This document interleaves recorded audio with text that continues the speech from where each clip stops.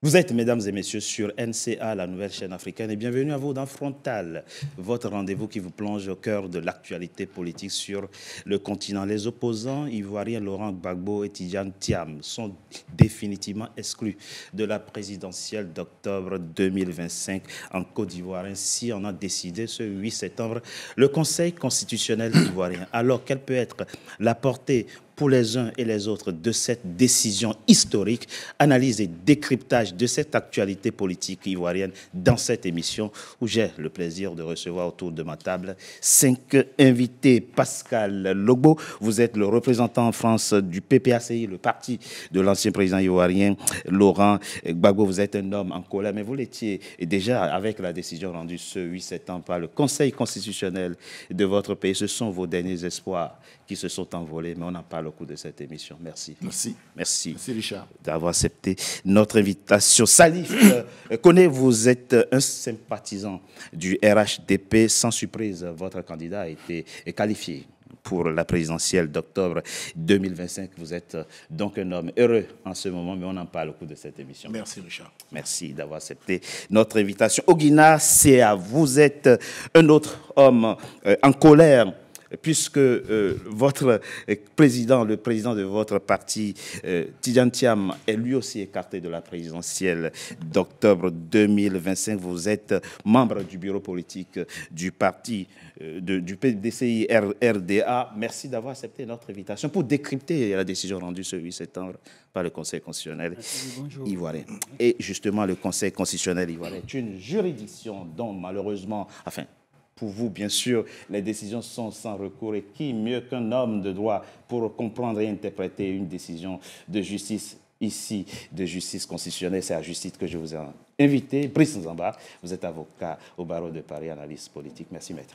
Merci Richard. D'avoir accepté notre invitation. Et j'ai également avec moi mon confrère Jean-Paul Oro. Vous êtes journaliste, analyste politique, président de l'Union des journalistes ivoiriens de France. Merci d'avoir accepté notre invitation. Ce 8 septembre, le Conseil constitutionnel ivoirien, par la voix de sa présidente, la juge Chantal Nanaba Camara, a mis fin au débat autour de la présence ou non de Laurent Gbagbo et de Tidjane Thiam à la présidentielle d'octobre 2025. Mais non, sans rappeler les bases légales qui fondent sa décision. Est-ce vrai? Vu la publication de la liste provisoire des déclarations de candidature par le Conseil constitutionnel le 29 août 2025, vu les réclamations et observations reçues par le Conseil constitutionnel du samedi 30 août 2025 au lundi 1er septembre 2025 à 18 h, oui, les rapporteurs, considérant qu'en application de l'article 52 du Code électoral, la Commission électorale indépendante a transmis le 29 août 2025 au Conseil constitutionnel 60 dossiers de candidatures émanant des personnalités surnommées. Que conformément à l'article 56 du Code, le Conseil constitutionnel a publié la liste provisoire des candidats le même jour, considérant qu'en application de l'alinéa 2 de l'article 56 du Code électoral, le Conseil constitutionnel procède au contrôle de l'éligibilité des candidats et à la vérification des parrainages des électeurs conformément aux dispositions du Code électoral. Qu'en application des termes combinés des alinéas 3 et 4 de ce texte, le Conseil établit la liste des candidats après vérification de leur éligibilité, puis arrête et publie la liste définitive des candidats. Brice Nzamba, quand vous êtes avec moi, j'aime commencer mon émission par des questions de droit. Ce n'est plus un débat partisan, hein, c'est juste pour la curiosité des uns et des autres, un débat intellectuel et juridique. On va dire, la présidente du Conseil constitutionnel ivoirien dit se fonder, du moins s'être fondée, sur, entre autres, sur l'article 56 alinéa 2 du Code électoral ivoirien, avant d'établir la liste définitive de ceux qui sont autorisés à compétir. Voici ce que dit l'alinéa 2 de l'article 56 du Code électoral ivoirien. Le Conseil constitutionnel établit la liste des candidats après vérification de leur éligibilité. Il arrête et publie la liste définitive des candidats 45 jours avant le premier tour du scrutin. Qu'est-ce que ça veut dire concrètement, vérifier l'éligibilité des candidats? Est-ce que ça veut dire tout simplement qu'il faut aller voir si leur nom figure sur la liste électorale telle que établie et transmise par la commission électorale? Ou bien est-ce qu'il faut aller jusqu'à interroger la régularité, voire la légalité de leur radiation de la liste électorale? Ici, Laurent Gbagbo et Tidiane Thiam. Oui. Alors, ce qu'il faut savoir, c'est que, comme ça a été indiqué dans l'article 56 alinéa 2, je crois, que vous venez de citer, c'est que le Conseil constitutionnel vérifie l'éligibilité. Ça veut dire quoi? Ça veut dire que le Conseil constitutionnel vérifie si les conditions prévues dans le Code électoral sont remplies pour des personnes qui se portent candidats à l'élection présidentielle, puisqu'il y a des conditions qui sont prévues. Bien sûr. Voilà. Donc, parmi ces conditions, la première condition, c'est qu'il faut être électeur. C'est-à-dire que la première qualité d'éligibilité d'une personne qui entend être candidate, la personne doit d'abord être électeur. C'est marqué dans le Code électoral. Bon.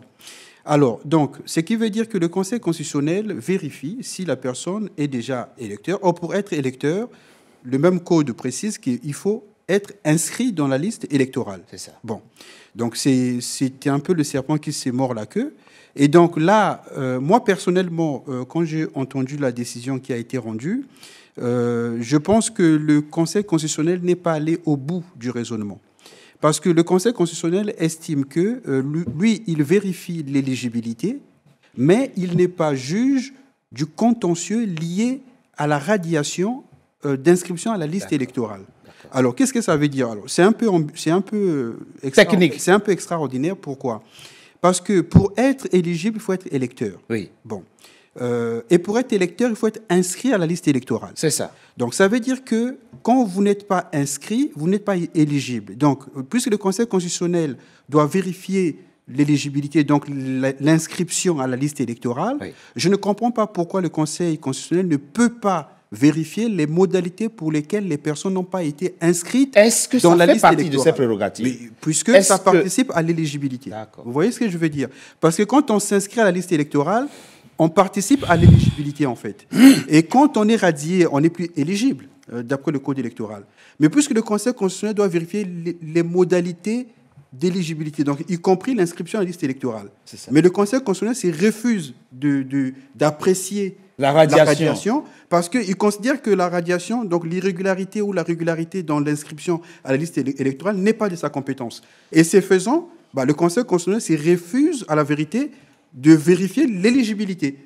Voilà. Donc c'est la première conséquence qu'on peut tirer, le premier enseignement qu'on peut tirer de cette décision et de ce raisonnement juridique, c'est que peu importe les raisons pour lesquelles vous êtes radié d'une liste. Oui, le Conseil constitutionnel ne se prononcera jamais sur ce point. Donc, si pas une espèce de mécanique judiciaire, le ministère de la Justice demande à la commission électorale, ce citoyen-là, ne mettez pas son nom sur la liste électorale. Ah oui, le Conseil la République ne peut plus rien pour non, absolument. C'est-à-dire que là, on est confronté à une forme de déni de droit.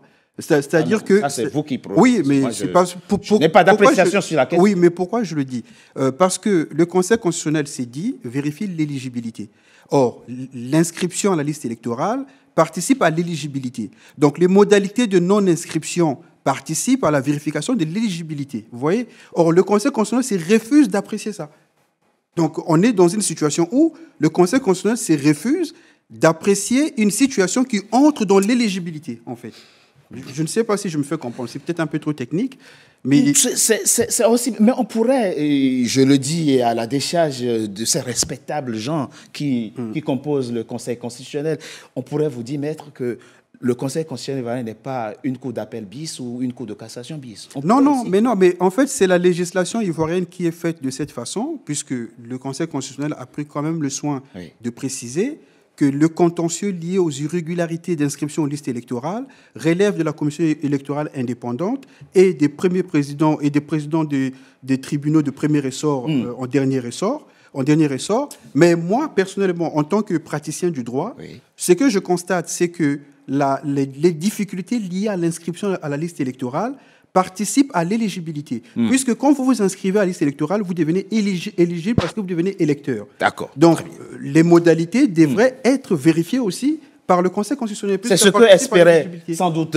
l'ancien président Laurent Gbagbo et Tidjane Thiam en espérant, enfin, c'est ce qu'ils espéraient obtenir comme décision du Conseil constitutionnel. Malheureusement, l'institution, la juridiction de Mme Camara n'est pas allée jusqu'à interroger les raisons pour lesquelles votre candidat est radié de la liste électorale. Comment avez-vous accueilli cette décision rapidement? Et qu'est-ce que vous allez faire maintenant? Il n'y a plus de recours, hein, c'est terminé.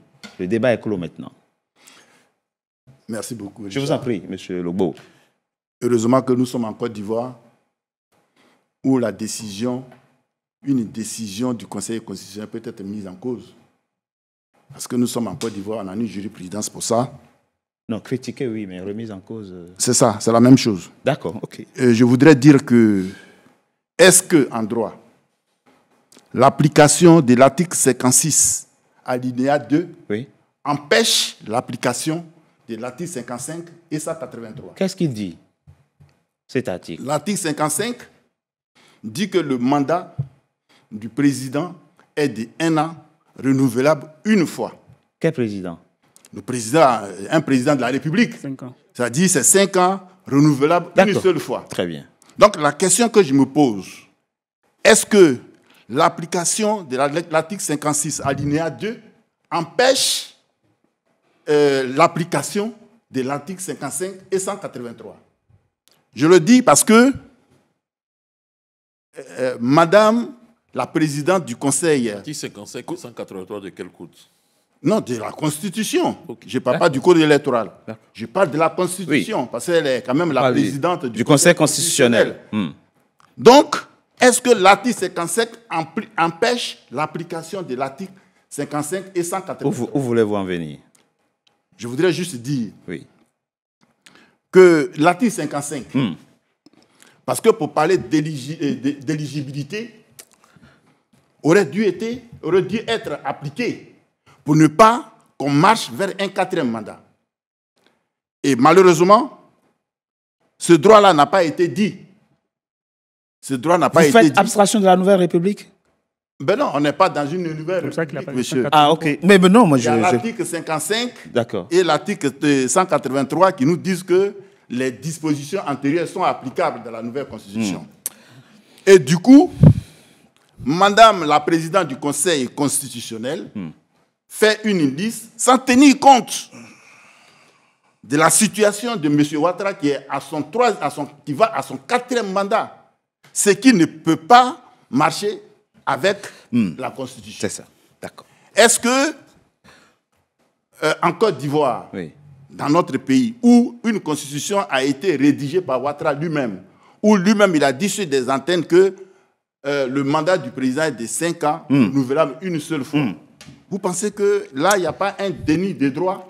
C'est une question que vous avez le droit de poser. Non, la question, on se la pose. Et en même temps, comme vous m'avez posé des questions, qu'est-ce que vous allez faire? Mais ce refus de dire le droit, ce déni de droit, ce parjure, parce qu'elle refuse, elle ne respecte pas, elle n'a pas respecté son serment, en laissant pour un 4e mandat quelqu'un qui a déjà fait 3 mandats. Donc vous, ce n'est plus le cas de Laurent Gbagbo qui vous préoccupe, c'est la candidature du président sortant qui... Vous savez, c'est tout ça, parce que nous allons mener un combat là-dessus. D'accord. Voilà. Donc vous m'avez posé la question de savoir ce qu'on ferait. C'est ça. Ce qu'on va faire maintenant, c'est d'empêcher un 4e mandat. Bon. Ça, c'est le premier point. Deuxième point, nous battre pour que les droits de nos différents candidats soient respectés. Très bien. Parce qu'on ne peut pas aller à une élection avec quelqu'un qui n'a pas le droit d'être sur la liste et ceux qui ont droit sont écartés. On reviendra sur ce que vous venez d'indiquer. Vous battre pour empêcher un 4e mandat du président sortant. Mais qu'est-ce que ça veut dire concrètement? On va en parler tout à l'heure. Très rapidement, j'imagine que vous partagez la même indignation que M. Logbo. Oui, mais j'ai des éléments à ajouter. S'il vous plaît, très rapidement. Allez-y très rapidement. Je n'aurai pas les mêmes questions ou... Bon, ok, je vais aller très rapidement. Ce qui s'est passé hier, c'est dramatique pour notre pays.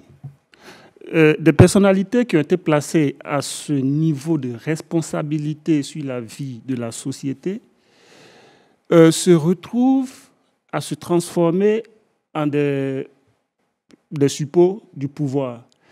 Figurez-vous que Mme Camara n'a même pas eu le courage de prononcer le nom complet du président de la République.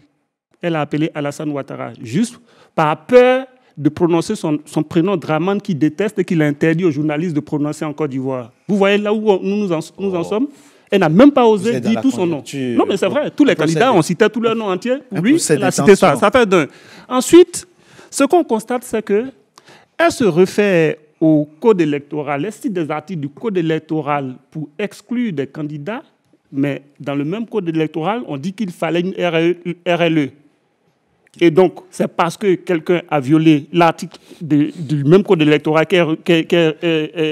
où elle convoque des articles au choix, c'est parce que ça n'a pas été respecté. La RLE 2025, que certains candidats n'y sont pas, et on trouve ça comme argument pour les chasser. Monsieur Céa. Ensuite, pour ce qu'on va faire. Oui. Mais avant que vous n'avanciez, parce qu'il faut clarifier les points au fur et à mesure qu'on les évoque. Vous avez des députés à l'Assemblée nationale. Oui. Le PDCI, le parti PDC-RDA, vous auriez dû demander un amendement de cette disposition du code électoral, justement, qui veut qu'on révise la liste électorale chaque année. Si vous voulez qu'elle soit révisée avant la présidentielle, il faut amender. Parce que là, on dit chaque année. Ils ont jusqu'au 31 décembre pour réviser la liste électorale. Ils n'organiseront pas. Les mêmes qui nous ont dit, oui, le président de la CEI s'est déjà prononcé là-dessus. Si on s'en tient strictement aux dispositions du code électoral en ce qui concerne la révision de la liste électorale... Mais nous n'en sommes pas là. En 2025, il n'y a pas et il n'y aura pas de révision de la liste électorale. Nous sommes en septembre. Oui, mais la présidentielle, c'est en octobre. La structure qui va l'organiser a dit clairement qu'elle n'en fera pas. D'accord. Non, moi, je parlais des questions de droit. Ne vous souvenez pas de précédents débats. Les précédents débats, ils ont utilisé ça comme un leurre pour vous distraire. Là, qu'est-ce que vous allez faire maintenant? Ce qu'on va faire, c'est que, en fait, et cela est clair, vous savez, les différends sous une dictature ne se règlent pas même au tribunal. Ce n'est pas au tribunal que ça se règle. Les différends face à une dictature se règlent par la rue et par un recours au peuple. D'accord. Et c'est ce que nous allons faire. C'est ce que vous allez faire. Vous êtes un homme heureux, je l'ai dit, vous n'avez pas de problème particulier, mais avant de venir à vous, Jean-Paul, vous êtes journaliste, analyste politique. Vous partagez l'indignation de vos compatriotes qui sont extrêmement déçus de la décision rendue ce 8 septembre par le Conseil constitutionnel de votre pays? Je ne partage pas l'indignation parce que je ne suis pas surpris de la décision du Conseil constitutionnel. Tout le monde savait. Vous vous attendiez à ça? Non, tout le monde savait en Côte d'Ivoire qu'il y a une chose qui est simple. Le fameux article 55 qu'on va chercher pour dire que tout Ivoirien, machin, qui a 35 ans peut être candidat à l'élection présidentielle. Mais on oublie aussi d'invoquer l'article 51 de cette même Constitution qui donne le choix de la création d'une loi organique pour créer les différentes modalités d'éligibilité. C'est ces différentes lois organiques et le code électoral et qui met en place ces différentes modalités d'éligibilité. Et là-dedans, il est clair que pour être éligible, il faut être électeur. C'est vrai.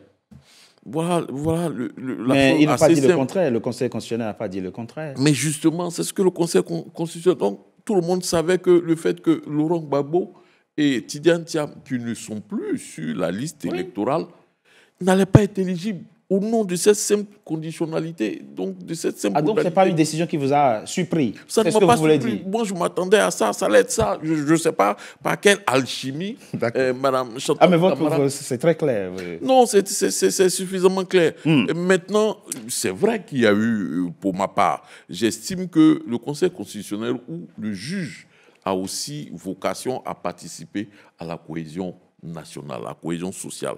Est-ce qu'un juge, en prenant une telle décision qui écarte un certain nombre de personnalités, qui sont des personnalités fortes et marquantes de la vie publique ivoirienne, de la vie politique ivoirienne, est-ce que cela ne peut pas contribuer à rendre rendre encore plus difficile la situation sociopolitique en Côte d'Ivoire. C'est des interrogations qu'on va aborder dans la deuxième partie de notre émission. Mais avant, juste une dernière question de droit, avant qu'on ne passe à une autre thématique. Brice, j'ai lu dans la constitution de votre pays, dans le préambule, ce n'est pas contre quelqu'un, Salif connaît, c'est des questions intellectuelles juste qu'il faut soulever. Nous avons des frères dans les facultés de droit qui nous suivent et qui vont faire aussi la politique demain. La constitution de Côte d'Ivoire dit dans son préambule, le peuple de Côte d'Ivoire proclame son adhésion aux droits et libertés tels que définis dans la Déclaration universelle des droits de l'homme de 1948 et dans la Charte africaine des droits de l'homme et des peuples de 1981. Moi, ma question, qui est purement d'ordre intellectuel, c'est quand le juge constitutionnel, qui est le garant du respect de cette constitution, qui a constitutionnalisé ces instruments internationaux, a en face une situation où la Cour africaine des droits de l'homme, là on vient de parler, la Constitution dit, la Charte africaine des droits de l'homme de 81, nous l'approprions. Quand le juge constitutionnel est en face d'une situation où la Cour africaine des droits de l'homme dit, ce citoyen-là, remettez-le sur la liste électorale, qu'est-ce qu'il peut en faire abstraction? Bon, alors, ce qu'il faut savoir, c'est qu'à partir du moment où on signe un traité et que le traité est incorporé dans la Constitution, dans le préambule fait partie de la Constitution. C'est ça. Et le préambule, c'est qu'on appelle en droit constitutionnel, fait partie du bloc de constitutionnalité. Donc, c'est des éléments sur lesquels s'y réfère le Conseil constitutionnel pour prendre des décisions.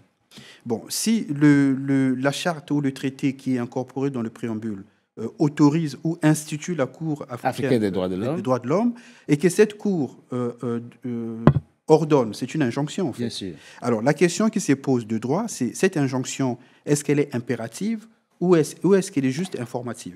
Vous voyez? Parce que si la Cour a été consultée pour un avis sur la situation et que la Cour donne un avis, oui, donc l'avis n'est pas contraignant.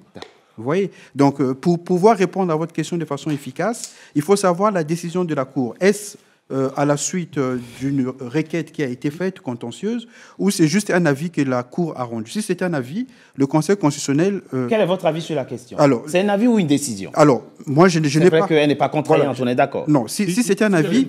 Si c'est une décision, d'accord. Si c'est une décision, elle est contraignante, puisque au niveau de la hiérarchie, de la structure des autorités, à partir du moment où vous signez un traité, c'est comme en France, il y a la Cour de justice de la Communauté de l'Union européenne, ces décisions prévalent sur l'ordre juridique interne en France. Donc le juge constitutionnel aurait dû sauver le cas Gbagbo oui, sur la base de cette décision rendue par la Cour africaine des droits de l'homme. Non, Richard. Non, vous reviendrez. Il prend juste la parole, on marque une pause et vous reviendrez sur cette question-là. Très rapidement, ça vous inspire quoi tout ça? Vous voyez vos deux compatriotes en face de vous qui sont très en colère compte tenu de la décision rendu. Et puis nous avons soulevé ici des questions de loi très rapidement, en quelques secondes, avant qu'on ne marque une toute pause. Moi, aujourd'hui, à écouter mes frères en face, M. Seya, M. Pascal, je comprends un peu la déception qu'ils peuvent avoir à l'annonce de la décision qui a été prise par le Conseil constitutionnel. Et vraiment, je suis un peu désolé pour eux, mais ça fait partie du jeu. Ah, totalement. Ça fait partie du jeu. Bien sûr. Donc, un parti au pouvoir, dans sa vision des choses, n'est pas là pour venir faire la part belle à l'opposition ou un truc. Donc, c'est des règles de combat, ça fait partie du jeu.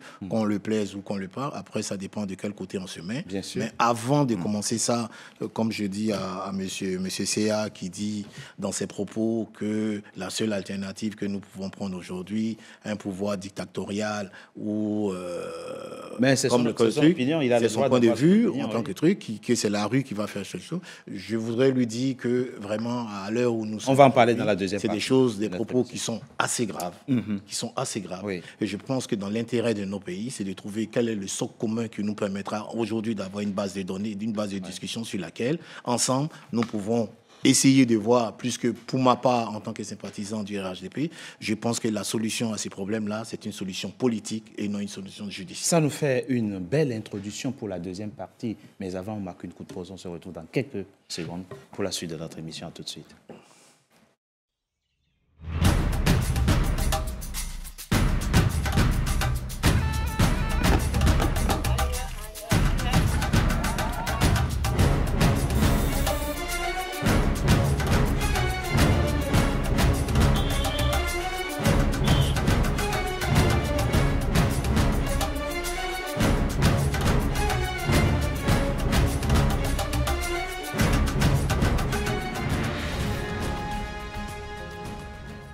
NCA, la nouvelle chaîne africaine. NCA, the New African Channel. Deuxième partie de Frontal, votre rendez-vous politique dont le numéro de ce jour est consacré à la Côte d'Ivoire qui tient sa présidentielle le 25 octobre 2025. Salif Koné, vous indiquiez dans cette émission, en tout cas dans la première partie de notre émission, qu'il ne faut pas appeler les gens à descendre dans les rues, que ce n'est pas là le vrai combat politique. C'est ce que vous dites. Et ça me rappelle le cas Ibrahim Zigui. Je voudrais qu'on commence justement par le cas de cet Ivoirien qui est aujourd'hui à la MACA, donc à la prison civile d'Abidjan. Jean-Paul Oro, lorsque cet activiste ivoirien avait été arrêté, vous avez pondu une réflexion, je crois. Pardon ? Il n'a pas été arrêté, il a été enlevé. Personne ne savait qu'il avait une arrestation. Vous avez vos mots, j'ai les miens. Et donc, lorsqu'il avait été interpellé, vous aviez pondu une réflexion, c'était, je crois, on était le 6 septembre, où vous vous indigniez de sort qui lui a réservé à la fois de ses conditions d'interpellation, mais aussi d'incarcération, etc. Et c'était si pertinent que Madame Gbagbo, la nouvelle, a pris un extrait de votre réflexion pour faire intercer, pour appeler, justement, attirer l'attention sur le sort qui est fait à Ibrahim. Qu'est-ce qui vous a indigné concrètement dans sa situation, puisque nous sommes aujourd'hui dans un contexte où les gens veulent déjà appeler, encore une fois, à descendre dans les rues? Ok, merci Richard d'avoir fait écho de cette publication que j'ai faite sur ma page Facebook. Bien sûr. Ici. D'abord, c'était un cri de conscience. C'était un cri de conscience lié aux conditions d'arrestation et de détention de ce jeune cyberactiviste qui avait été arrêté ou enlevé, c'est selon de celui dans la nuit du 1er au 2 septembre. Et il se retrouve 4 ou 5 jours après, par de fortes rumeurs, à la MACA. Sa famille, comme ça, et son avocat apprennent qu'il est à la MACA, la maison d'arrêt et de correction d'Abidjan, qui s'appelle désormais le pôle pénal d'Abidjan. Je me dis, mais donc dans ce pays, entre-temps, ce jour-là, ce samedi, personne n'a une seule information liée aux raisons, aux motifs de son arrestation, des conditions. Je me dis, mais donc, dans ce pays, en Côte d'Ivoire, on peut arrêter n'importe qui et le mettre en prison. On ne sait pas, pendant 4-5 jours, il se trouve, et quelques temps après, il se retrouve, on annonce qu'il est à la MACA. C'est ce sentiment-là, c'est cette crise de conscience-là qui m'interpelle. Je dis non, ce n'est pas possible. Au moins, est-ce qu'on lui affuble je sais pas, une faute ou quoi que ce soit, qu'elle soit. Mais vous savez ce qu'il a fait avant.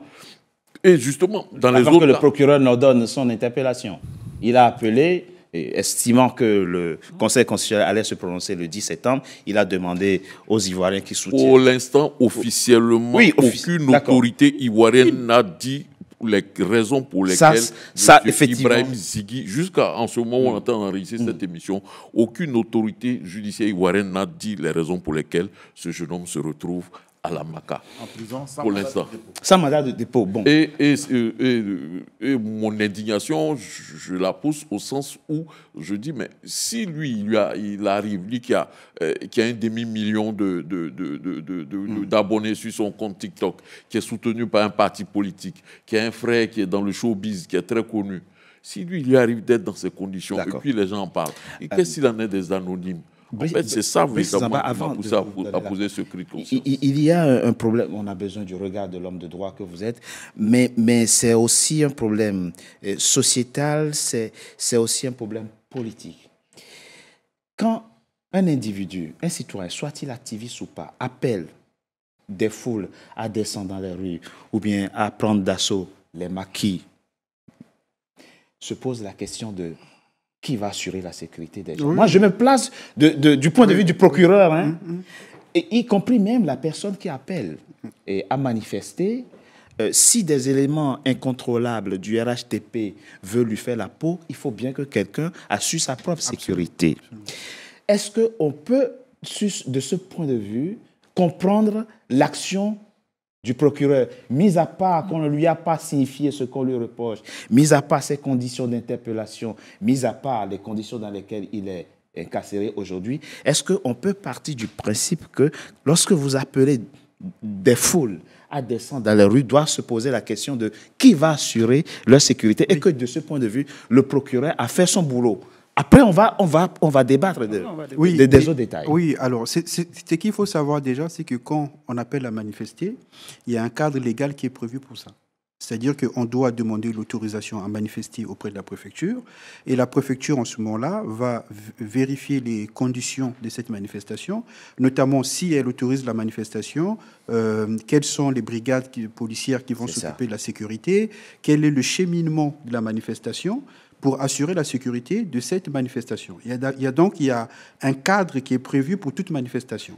Donc, une personne ne peut pas, chez elle, dans sa maison, fût-elle l'homme le plus populaire d'un pays, appeler les gens à descendre dans la rue. Ça, c'est illégal, déjà. Parce qu'on n'appelle pas aux gens, on ne dit pas aux gens, comme ça, de descendre dans la rue. On demande une autorisation. Si la préfecture refuse l'autorisation, on forme un recours devant le tribunal administratif contre ces refus pour dire que non, il n'y a pas de raison qu'on nous refuse ça. Bon. Après, il arrive qu'en politique, on peut, selon des circonstances graves, appeler les gens à descendre dans la rue. Spontanément. Ça peut arriver, politiquement. Bon, maintenant, sur son interpellation, moi, je pense qu'il n'y a aucune excuse sur le fait qu'on n'ait pas respecté ses droits.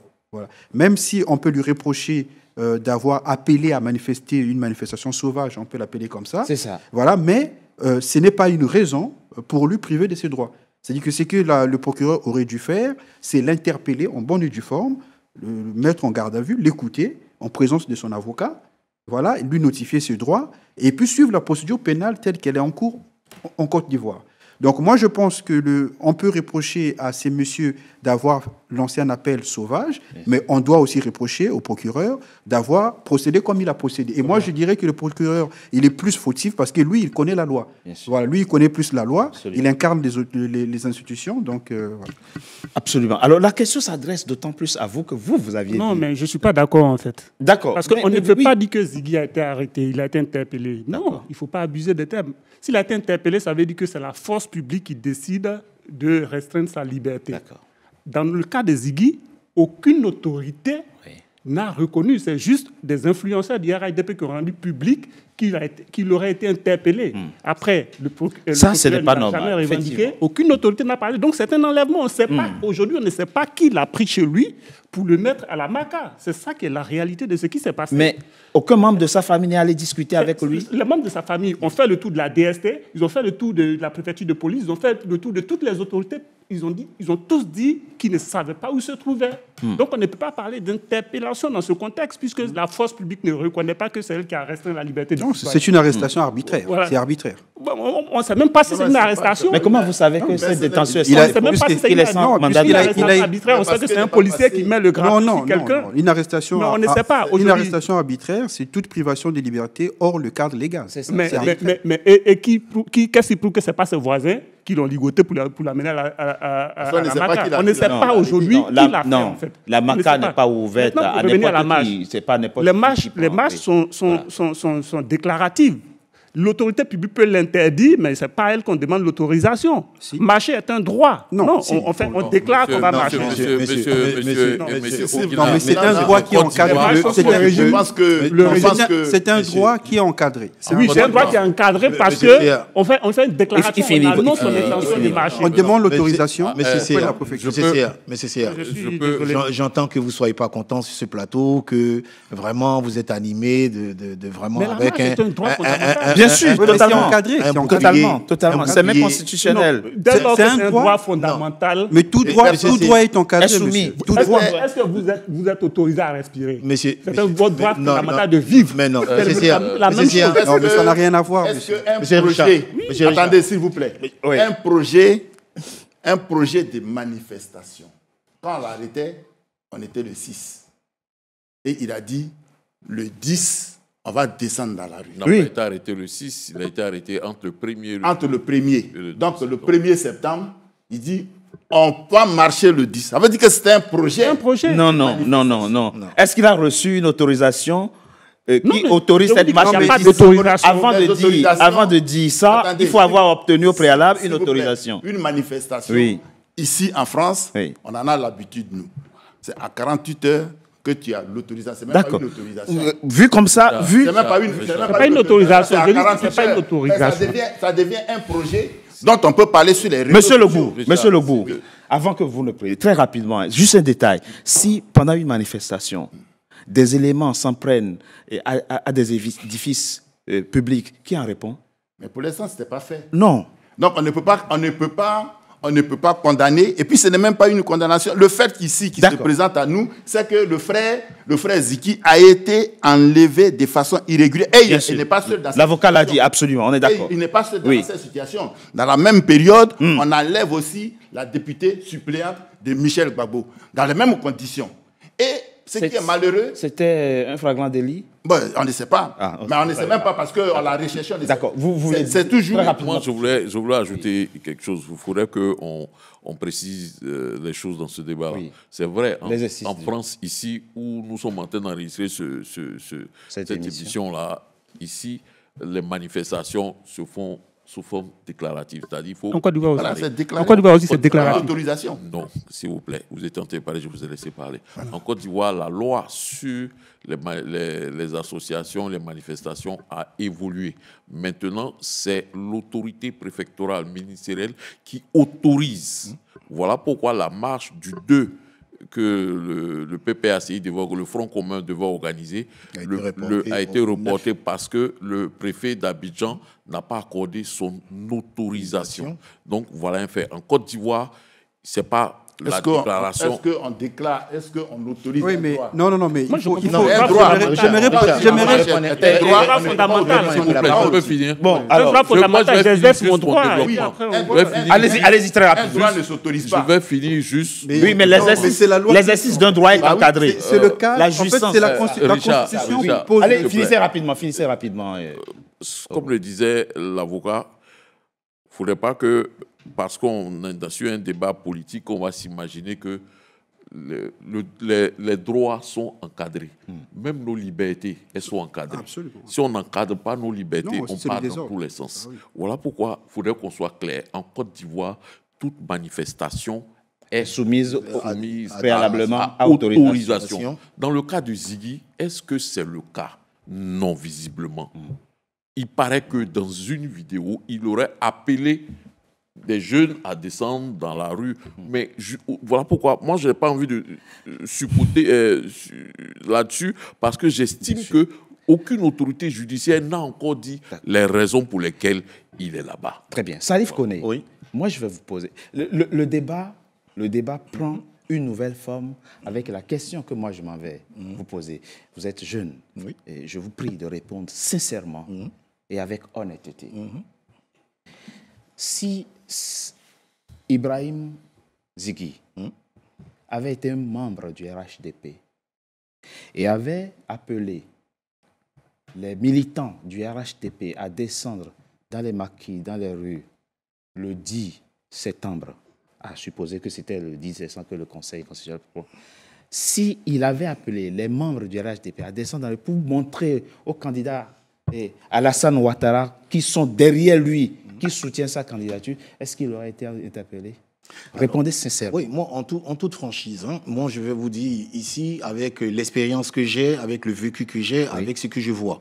On a des sympathisants ou des militants du RHDP France qui ont tenu des propos qui me semblent très graves. Non, je finis. Okay. Qui ont appelé des gens à descendre dans les rues, à prendre des machettes, à pousser à l'insurrection, et que quelques jours après, on a vu des gens du parti se désolidariser des positions qu'ils avaient prises parce que c'était quelque chose qui était grave. Moi, je ne cautionne pas en disant que la manière dont M.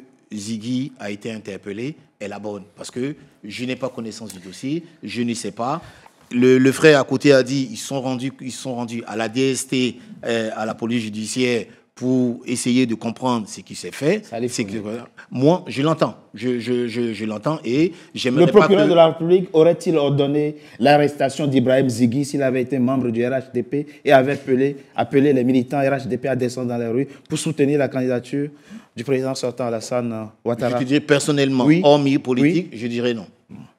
C'est là que ça devient délicat, finalement. Voilà. Parce que... Non, mais Richard, nous ne voyons pas les choses comme ça. Il y a des militants ou bien des proches, des sympathisants du RHDP... Qui sont mis aussi à partie. Qui ont été arrêtés. Hein. Moi, je me rappelle la jeune dame Succès qui a été arrêtée. Si c'est équilibré comme ça. Il y a eu des jurisprudences comme ça. En 2020, il y a eu des cyberactivistes RHDP qui ont été arrêtés lorsqu'ils avaient lancé des fatwas, on peut dire des fatwas contre les militants du... Donc ça va. C'est un régime de déclaration et non d'autorisation. D'accord. Voilà la loi. C'est une la loi constitutionnelle. Et c'est de quelle année? On comprend que ça soit une loi constitutionnelle. D'accord, on ne peut pas... D'accord. Non. Avançons. Ok, vous avez raison. Oui. Moi, je comprends. Je comprends. Ça peut être inscrit dans la Constitution. Mais après, la Constitution... Mais c'est l'autorité publique qui a pris. C'est l'autorité publique. Non, mais parce qu'il faut comprendre, quand on dit que c'est... manifester est encadré. On peut demander un itinéraire. Bien Si sûr. le jour-là, on ne peut pas emprunter cet itinéraire, il va te proposer un autre. Voilà. Oui, non, mais il y a des manifestations qui sont... Il y a des manifestations qui sont aussi interdites. Absolument. Bien sûr. Parce que quand on dit régime déclaratoire, ça veut dire que vous ne pouvez pas manifester spontanément, il faut déclarer. Et quand vous déclarez, l'autorité préfectorale apprécie. Bien sûr. Alors, si la manifestation peut être de nature à générer des troubles, l'autorité préfectorale est en droit d'interdire. Voilà. Donc, c'est ça. On n'a pas une autorisation. On va pas... Non, mais tant que vous n'avez pas l'autorisation, vous êtes hors la loi. Il y a autorisation. Bon, on va avancer. Avançons. Alors, c'est très important ce que mon confrère Jean-Paul Oro vient de dire. Oui, il y a déjà eu dans le passé des militants RHDP Nous, qui ont... on n'a pas souvenance. Pardon? On n'a pas de souvenance. Parce qu'il y a eu des cyberactivistes RHDP qui ont dit ici, on va couper les tendons. On a coupé les tendons. On a coupé les têtes. Mais ce monsieur, il est toujours en liberté. On ne l'a jamais... À Paris. Il a Oui, à Paris. Ferré, Mais ils sont allés le chercher où? Ils sont allés le chercher en Mauritanie. Donc, ce n'est pas évident ce qui est dit. La justice ivoirienne ne vise que l'opposition. Parce qu'aujourd'hui, mon parti a près de 117 prisonniers de ce même format, c'est-à-dire Le PDCI. Voilà. Le PDCI, il y en a le PPACI. Le PPACI, il y en a 117. Ce sont des prisonniers politiques, des prisonniers d'opinion. Mais le RHDP en a combien en prison? C'est de ça qu'il s'agit. Donc, c'est ce que vous avez cherché à savoir. Mais nous, parce qu'on a des responsables qui sont chargés des prisonniers, qui nous donnent le chiffre exact aujourd'hui qu'il y a avec Zighi, je crois qu'on est monté à 118 prisonniers politiques. Mais il y en a combien des prisonniers d'opinion? Il y en a combien du RHDP en prison? Rien. Mais il y a quelque chose de dangereux que nous sommes en train de dire sur le plateau quand même. Vouloir restreindre le droit de marche, qui est un droit fondamental. C'est pas Personne je dis que je vais prendre la rue, il me dit que ce qu'il est en train de dire, c'est très grave. Mais à part ça... il faut bien que des gens suivent votre sécurité, même votre... Oui, mais ça ne m'empêche pas de dire que nos militants, à qui je m'adresse par votre canal, parce que je sais que vous êtes une chaîne très suivie, c'est de leur dire qu'étant donné que le précédent ivoirien a fait que le Conseil constitutionnel qui avait proclamé le président Laurent Gbagbo président, le même président du Conseil constitutionnel est revenu et qu'il a proclamé le président Ouattara, comme on appelle, président. Ça crée une jurisprudence qui fait que les décisions du Conseil constitutionnel en Côte d'Ivoire sont susceptibles de recours. Et comme nous, notre voix n'est pas la voix des arbres, nous allons utiliser l'instrument juridique que nous avons, c'est Richard. Ce qu'il faut comprendre. Si ça a été fait en 2010, en 2011, ça peut se faire en 2025. C'est pas juridique, mais c'est politique. J'aimerais dire à M. Seya que M. Seya a la mémoire très courte. Aujourd'hui, ce n'est pas parce qu'il se trouve de l'autre côté de la barrière qu'il va tenir des propos comme ça. Et au moment où ils étaient au pouvoir, et aujourd'hui, devant tous les Ivoiriens ici, de façon factuelle, on a des membres, des acteurs politiques qui font des transfuges d'un parti à un autre. D'accord ? Sans fusil sur la tête, sans ceci, des membres du PDCI qui viennent au RHDP, des membres du PPSAI qui viennent de l'autre côté, aux yeux et à la barbe de tout le monde. On se pose la question à savoir, est-ce que vraiment les politiciens que nous avons dans l'opposition aujourd'hui, vu ce qui se passe aujourd'hui, est-ce que ces politiciens-là sont des gens qui ont des convictions, des valeurs de façon intrinsèque pour amener le pays, ou bien c'est des politiciens qui roulent pour leur boss? On répond à la question après Oui, une coup de pause. mais là, À tout de suite. Je propose qu'on réponde à la question après une coup de pause. À tout de suite.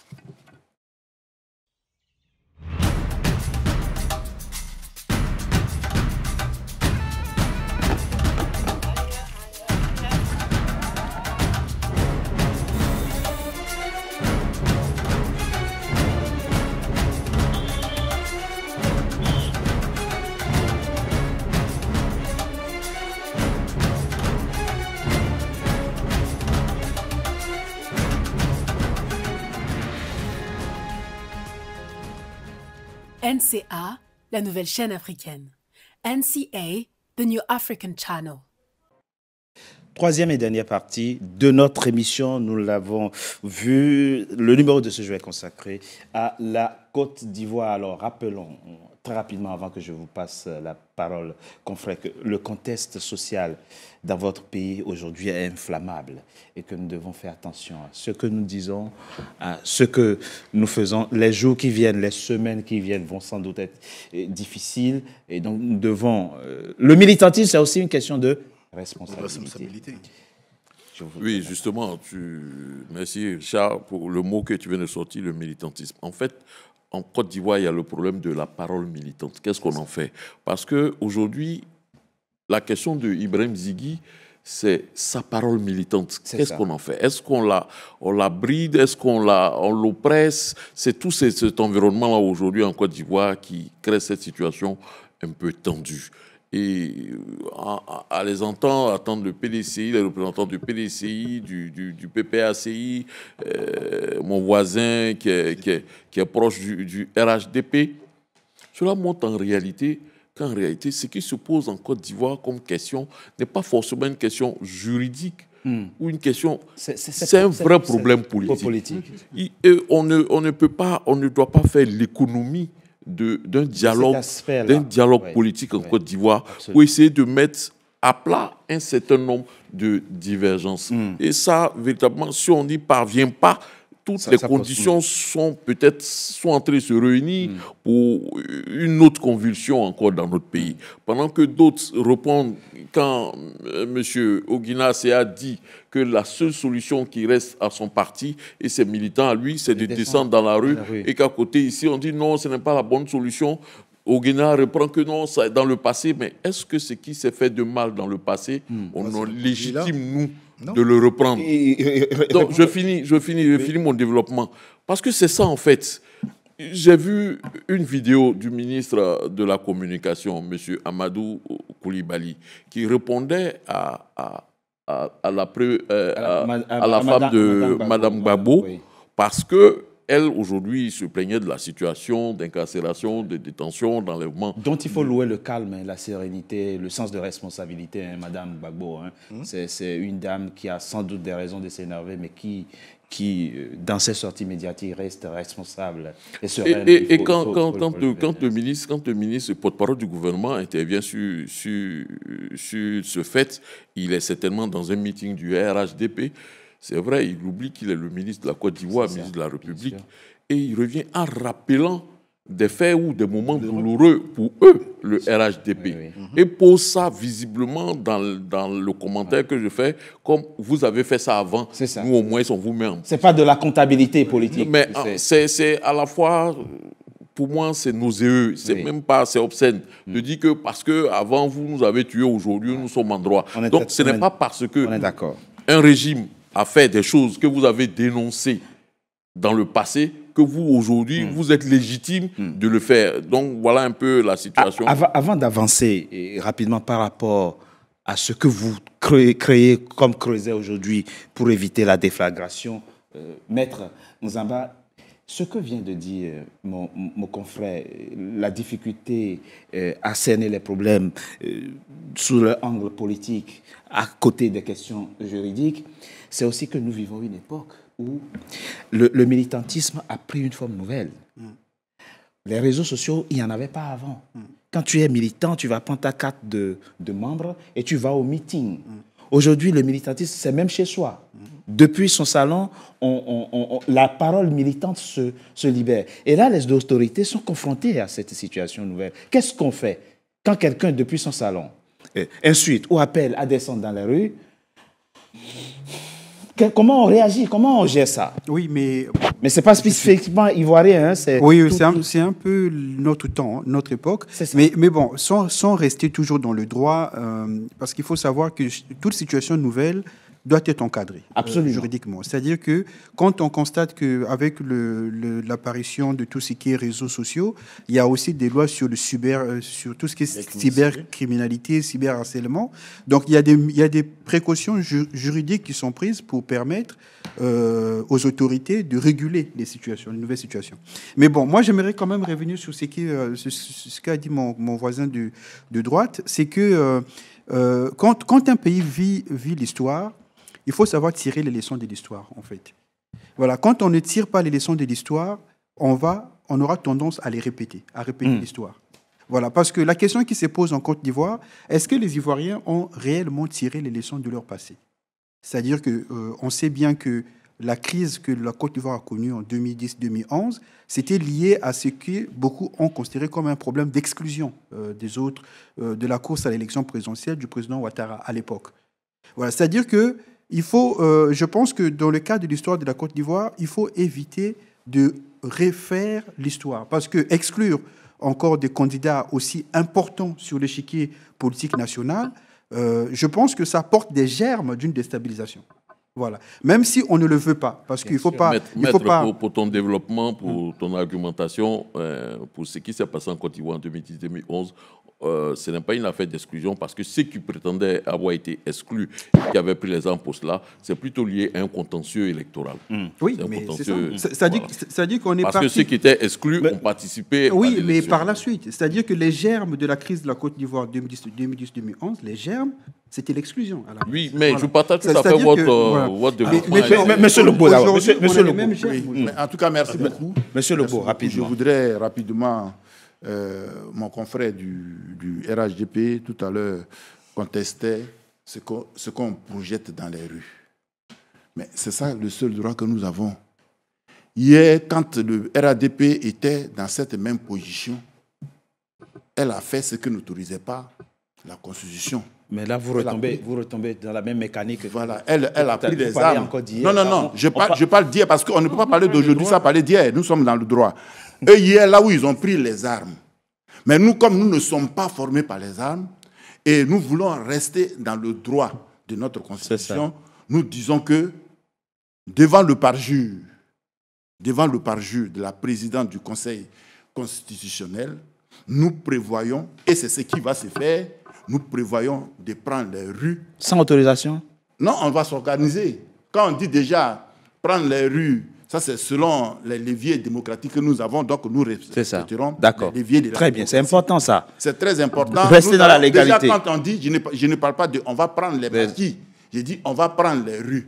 Et nous, en tant que démocrates, nous savons comment on prend les rues. Donc, c'est ce qui se prépare en Côte d'Ivoire.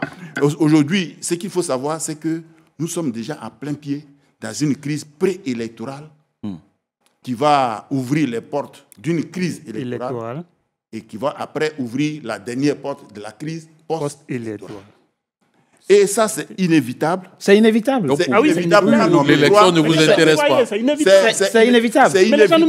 Les élections ne vous intéressent pas. C'est inévitable. Ils ne sont pas candidats. C'est inévitable. On peut ne pas avoir de candidats et avoir... C'est pour ça que je suis en train de dire que la crise préélectorale va nous conduire à une table ronde pour discuter. Pour que tout le monde... Oui, mais ça il faut d'abord créer le rapport de force, parce que c'est là où c'est intéressant. C'est pour ça que nous parlons de prendre démocratiquement les rues. C'est quoi l'objectif en prenant les rues? L'objectif, c'est que le processus électoral ayant été biaisé par la présidente du Conseil constitutionnel qui n'a pas dit le droit, nous ne pouvons pas accepter que ceux qui n'ont pas le droit d'être sur la liste soient sur la liste et d'autres personnes soient écartées. Je parle de M. Ouattara qui n'a pas le droit de faire un 4e mandat. Donc, nous partirons dans les rues avec un sujet bien clair. Mais est-ce que vous non êtes, au quatrième mandat. est-ce qu'on est en train de conscient, dire s'il vous plaît, engage votre parti. est-ce qu'on Mais est nos partis ont conscient déjà dit qu'ils ne se que, reconnaissent pas dans cette que décision. quand on Oui, prend mais les c'est rues, pas qu'il faut prendre la rue. Donc vous pensez le qu'on va s'asseoir basculement tranquillement, vers on dit ça? l'insurrection C'est parce que j'ai dit. On va pas prendre les armes non peut plus. être inévitable. Mais ça C'est dépendra. un risque important. Ça dépendra. Et Les c'est illégal. gens qui ont pris les armes Ah, ont c'est fait pas courir, normal. Non, mais ont c'est- fait courir un plus grand risque. Richard. Attendez, s'il vous plaît. Richard. Les gens qui ont pris les armes contre les lois de la République ont fait courir un risque plus grave que des manifestations de rue. Donc vous voulez prendre aussi le risque d'insurrection en Côte On d'Ivoire. ne parle pas d'insurrection. Mais c'est- Nous parlons des on marches. parle de risque. Nous Très parlons bien. des marches. Alors, Nous parlons des Il parle, manifestations. puis je vous donne la parole. je pense qu'aujourd'hui, on va avancer un peu dans le débat. Oui. D'accord? Parce que les positions de chacun aujourd'hui Ah, totalement, sont des très clair. positions claniques. On revient en arrière, on avance. Ça fait 30 minutes qu'on est en train de discuter. Bon, en même temps, et d'accord, on peut je peux comprendre comprendre les choses. Bah, d'accord. La question aujourd'hui, c'est que les deux frères qui sont devant appellent de façon officielle, de façon masquée, à des émeutes. Ah non, on va parler d'émeutes. Appel. Ah non, nous ne sommes pas. Nous ne sommes pas. Non, pas du tout. Non, c'est pas vrai. Non, Nous ne parlons pas moi qui d'émeutes, parle nous de parlons risque des marches. d'insurrection. Les meutes, ça c'est RHGP. Non, j'ai pas dit des meurtres. Non, des meutes. Il n'a pas dit ça.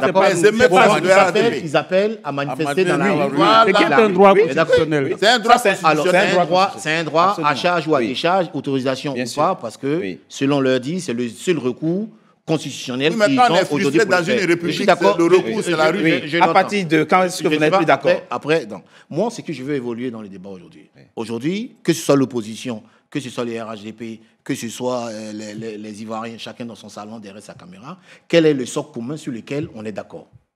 Est-ce qu'il y a un socle commun sur lequel on peut s'asseoir, commencer à discuter pour qu'on évolue dans la discussion, puisque autour de cette table-là, l'analyse de maître à côté de nous, du journaliste ici, nous ont dit que c'est un problème politique et qu'ils sont bien d'accord avec nous pour dire que les décisions qui ont été déjà prises de par le passé en Côte d'Ivoire, même si c'était des décisions qui ont été prises par la plus haute juridiction, ont été réglées sur le volet politique. Oui. Donc, pour moi, à partir du moment où on est d'accord dessus, Oui. ça ne sert à rien d'invectiver les uns ou les autres, appeler les gens à descendre dans les rues. Si nous avons un socle commun et que nous savons que demain, c'est la politique qui peut régler ça, hormis les interprétations de la Constitution. Oui, mais c'est que J'aimerais que, Oui. aujourd'hui, si nous avons la possibilité d'être sur un plateau, d'accord, la chance et la possibilité que le discours que nous allons porter, ou bien la voix que nous allons porter, peut avoir à une couverture africaine, mondiale ou antique, nous devons faire très attention. Oui. Très attention. Oui, mais s'il vous plaît, c'est qu'il dans faut- la c'est chose qu'il que faut nous sommes en train de préciser. dire. Il répond Et rapidement. moi, Parce j'aimerais que que, dans un à pays l'avenir, où on a pris... Non, dans c'est l'avenir, qu'il non, faut- Allez-y, je l'entends. chutez. J'aimerais qu'ensemble, on essaie de savoir le point commun qu'on a, quels sont les acteurs avec lesquels on peut discuter, et que demain, je les mets au défi ici, que si on refait la RLE, on remet le nom des élections sur des différentes parties sur la liste électorale, ça ne suffit pas pour gagner la crédibilité, parce qu'il faut avoir les hommes avec des volontés On est vraiment de pouvoir, parce qu'on a près de 30 000 bureaux de vote. Est-ce que demain, les gens qu'on va mettre dans ces bureaux de vote-là, de l'opposition ou un truc, est-ce qu'on est sûr que ces gens-là ont la crédibilité de C'est ça. faire des PV Ça, corrects c'est ou un truc? bon, Donc, ça, il y a c'est un autre ça, débat. c'est un débat. Ça, c'est un autre Merci. débat. Voilà. Ça, c'est un Oui, autre mais débat. voilà, Très c'est-à-dire rapidement, que ce qu'il faut dire, c'est qu'une fois qu'on est tous d'accord que le problème est politique, il faut comprendre qu'en politique, on obtient ce qu'on souhaite, qui est dans le cadre d'un rapport de force. Voilà, c'est à partir du moment où vous avez une décision du Conseil constitutionnel qui manifestement exclut des candidats importants de la scène politique de Côte d'Ivoire, ces candidats-là, pour revenir dans le jeu politique, sont obligés de montrer qu'ils ont une grande partie ou une certaine partie de la C'est vrai. population avec eux. Oui, je suis Et d'accord. pour ça, ils sont obligés de faire des démonstrations de force, nécessairement en faisant appel à leurs militants et donc en descendant dans la rue. Oui. Voilà. Et à partir du moment où les descentes dans la rue se font dans le cadre de la loi, Bien sûr, comme ils il ont a le dit, droit, monsieur c'est Legault. pour C'est la faire, loi. jouer le rapport de force. Oui, comme c'est la... Monsieur Céa, rapidement. Ce que je voulais dire, il faut responsabiliser le dirigeant africain. Responsabiliser. Responsabiliser. Parce que quand on fait croire autour de cette table que exercer un droit fondamental qui figure dans la Constitution, c'est faire prendre des risques. Non, les manifestations, les marches à main nue ne sont pas létales. C'est celui qui est en face, c'est sa réaction qui devient létale. Sinon, les gens ne font qu'exercer leur droit. Nous sommes une part substantielle de la population. Nous estimons autour de 60% de l'électorat ivoirien qui a été exclu de cette élection-là par un juge constitutionnel qui n'a pas lu la loi. Nous descendons dans la rue. Si demain, le pouvoir voit 4 millions dans la rue, un dirigeant responsable se dit, écoutez, de manière légale, 4 millions de personnes, et ce n'est pas leur totalité, viennent de manifester leur désaccord sur ce que nous venons de faire. Mais on est d'accord. Voilà. Monsieur, il y a une question, oui, s'il vous plaît, il y a une question simple que j'ai posée, mais à laquelle on ne répond pas encore. Oui, allez-y. Si vous faites descendre des gens dans la rue Oui. et qu'il y a bagarre, et qu'il y a des éléments qu'on ne contrôle pas toujours, qui s'en prennent aux bus, aux édifices publics, qui mettent feu, qui en répond? Oui, mais il faut bien que des gens assurent votre sécurité. Nous avons mis récemment plus d'1 million de personnes à Yopougon. Avez-vous entendu parler oui, mais de ce qui a été bougé? On n'a parlé pas de contexte. Nous continuons d'exercer le même instrument démocratique qu'est la marche. Maintenant, c'est la façon dont le pouvoir va réagir qui va changer. Mais pour nous, il faut faire attention. Moi, si j'ai un conseil à vous donner, c'est que ce qu'il faut voir, c'est que le président Ouattara a beau jeu. C'est-à-dire que le président Ouattara, il estime avoir fait jouer les institutions de la Côte d'Ivoire.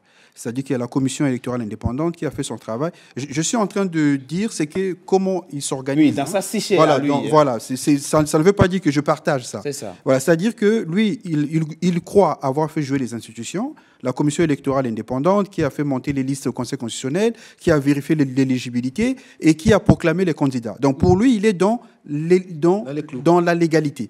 Maintenant, le risque, c'est que lui, il va vous pousser à la faute. Voilà, c'est-à-dire qu'il va vous pousser à la faute. C'est-à-dire que vous, en disant que vous n'êtes pas d'accord, donc vous prenez l'apparence des gens qui ne jouent pas le jeu des institutions, et en vous mettant dans la rue et avec les débordements, il vous donne l'apparence d'être des fauteurs de troubles. Donc lui, il aura beau jeu devant la communauté internationale en disant que je suis en train de rétablir l'ordre. Ce qu'il faut reconnaître ici, c'est que dans une république, c'est le président de la République qui est le garant de la Constitution. Est-ce que le président lui-même est conscient que sa présence sur la liste électorale est un désordre, rappelle un désordre? Donc c'est lui-même qui ne respecte pas la Constitution. Mais c'est ça. Ça va créer le désordre. Ça, c'est votre interprétation. Non, ce n'est pas notre interprétation, c'est la lecture de la Constitution, à ses articles 55 et 183. Donc lui-même, il est à la base de ce qui va se passer, du désordre qui va se passer. Parce que c'est lui, en tant que garant de la Constitution, qui a accepté que cette Constitution soit violée par le Conseil constitutionnel. Ouattara est le garant. Donc, il ne peut pas prendre une force républicaine pour dire qu'il ne répare une faute, alors que la faute, c'est lui-même. Mais c'est ce qui va se passer, malheureusement. Parce que lui, ce qu'il va faire, monsieur. Moi, la Côte d'Ivoire n'est pas un État isolé. Nous sommes dans... Si ça se fait, oui, mais c'est qui est prévisible. Si ça se fait, il sera l'unique responsable. Ce n'est pas la population. Ouattara sera le seul responsable, parce que Ouattara ne peut pas accepter, malgré qu'il sache qu'il ne peut pas faire plus de 2 mandats, il ne peut pas accepter. Oui, mais monsieur, quand on fait la politique... Mais c'est clair, votre propos est très clair. Quand on fait la c'est votre avis, c'est votre opinion. J'ai l'impression que sur ce plateau, la parole, on l'arrache. Oui, non. Voilà. Il ne faut pas les manifester, il faut avoir la parole. Je me débat pour l'arracher. Allez-y. Non, en fait, moi, entendre et de ma petite position de journaliste et d'observateur de la vie publique et politique en Côte d'Ivoire, je remarque ceci, et c'est ce qui est le plus grave et le plus dramatique. En écoutant M. Pascal Lobo et M. C.A. Okinar, je me rends compte qu'en réalité, il y a une question, comme on l'a dit, la question est politique. Le président Alassane Ouattara et sa famille politique tout le monde y a sa part, jouent sur, je dirais, le juridisme. C'est ça. Le PPACI et le PDCI parle politique. Non, nous, on parle d'égalité, on parle de l'article 55. Aujourd'hui, qu'est-ce qu'on fait?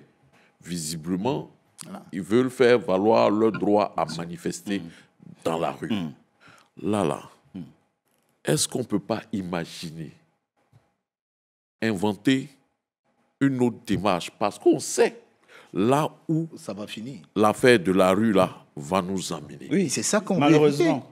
Est-ce qu'aujourd'hui, là où on va à une élection, avec quelqu'un qui n'a pas le droit? Mais non, la question n'est moi, pas j'ai connu en Afrique. Moi, j'ai connu en Afrique un homme qui s'appelait Yaya Jammeh, grand dictateur devant l'Éternel. Il a été battu aux élections dans les urnes par un adversaire parce que il n'a pas été exclu. Il n'a pas exclu l'adversaire. J'ai connu. L'adversaire était exclu. J'ai connu le Sénégal avec Ouad qui voulait faire un 3e mandat constitutionnel, si je peux me permettre l'expression. Mais les Sénégalais se sont unis. Ouad a été battu. Dans la rue, il a été battu par un adversaire non exclu.